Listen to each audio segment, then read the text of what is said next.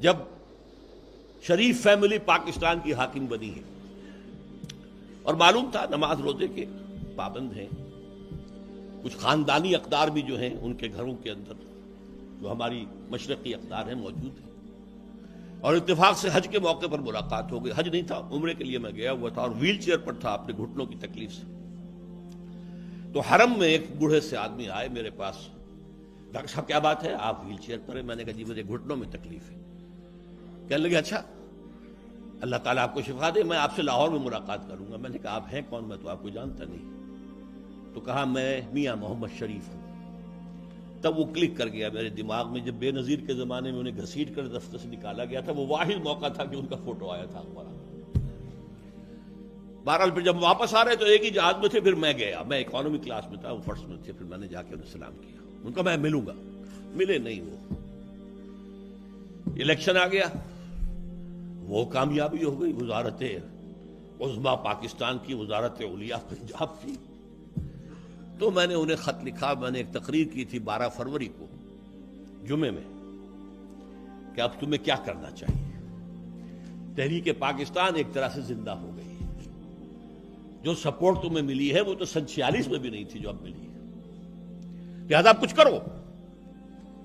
تو میں نے انہیں وہ اپنا کیسٹ بھیج دیا، خط لکھا کہ آپ نے کہا تھا کہ آپ مجھ سے ملنے آئیں گے، آپ تو آئے نہیں۔ میں سوچتا تو رہا لیکن میں نے یہ محسوس کیا کہ دین کے کسی خادم کے کسی دولت مند کے دروازے پر حاضری دینا اچھا نہیں ہے، میں نہیں آیا۔ البتہ اب یہ صورتحال بن گئی ہے تو میں نے اپنا یہ کیسٹ آپ کو بھیج رہا ہوں، آپ سنیے۔ میاں نواز شریف اور میاں شہباز شریف کو تو ظاہر بات ہے کہ مبارکبادیں وصول کرنے سے ہی وقت نہیں ہے، لیکن آپ سن لیں، اگر سنا سکتے ہیں ان کو بھی سنا دیں، پھر اگر کسی چیز کی وضاحت کی ضرورت ہو تو مجھے طلب فرمائیے، میں سر کے بل حاضر ہو جاؤں۔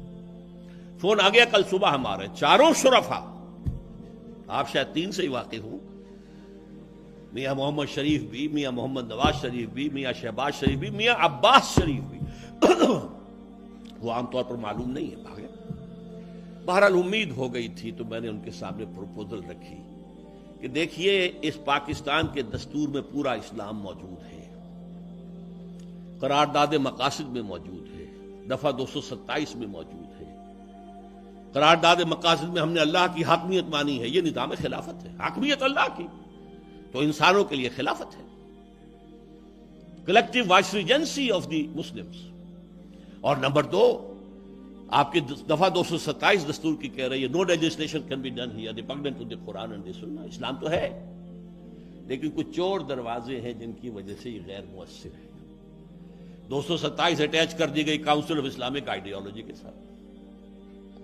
دفعہ قرارداد مقاصد کو ہمارے جسٹس نسیم حسن صاحب نے کہہ دیا کہ جناب یہ بھی ایک دفعہ ہے، وہ بھی ایک دفعہ ہے، کوئی ایک دفعہ جو ہے وہ دوسری دفعات کے اوپر حاوی نہیں ہو سکتی، وہ بھی ختم ہو۔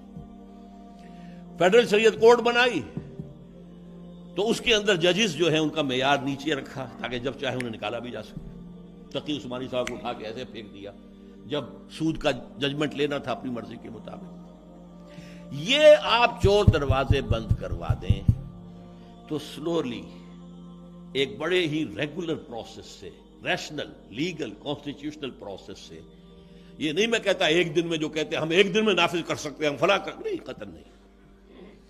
New legislation will have to be made.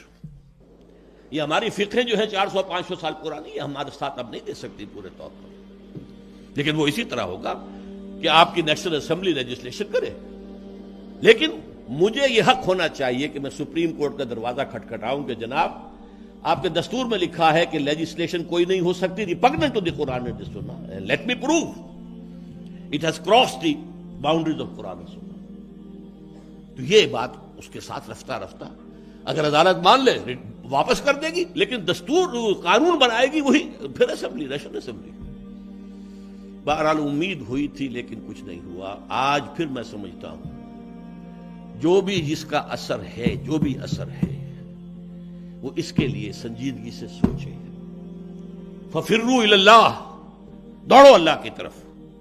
اس دوڑ کے لیے پہلا قدم بھی تو ہوتا ہے نا، یہ قدم اٹھوایا جائے۔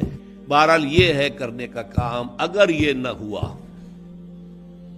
تو میں بہت تلخ الفاظ کہہ رہا ہوں پاکستان کے اختتام کے لیے کاؤنٹ ڈاؤن شروع ہو چکا ہے، الٹی گنتی شروع ہو چکی ہے۔ کم سے کم ایک باعزت آزاد باغیرت قوم کی حیثیت سے تو خاتمہ ہو ہی جائے گا۔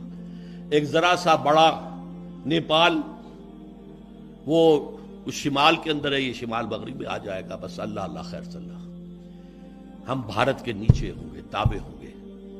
اور امریکہ اور بھارت اس وقت تک پالیسی چینج نہیں کریں گے جب تک کہ پاکستان کی یہ قلب ماہیت نہ کرا لیں کہ بھارت کے سامنے سر جھکا کر کھڑے ہو۔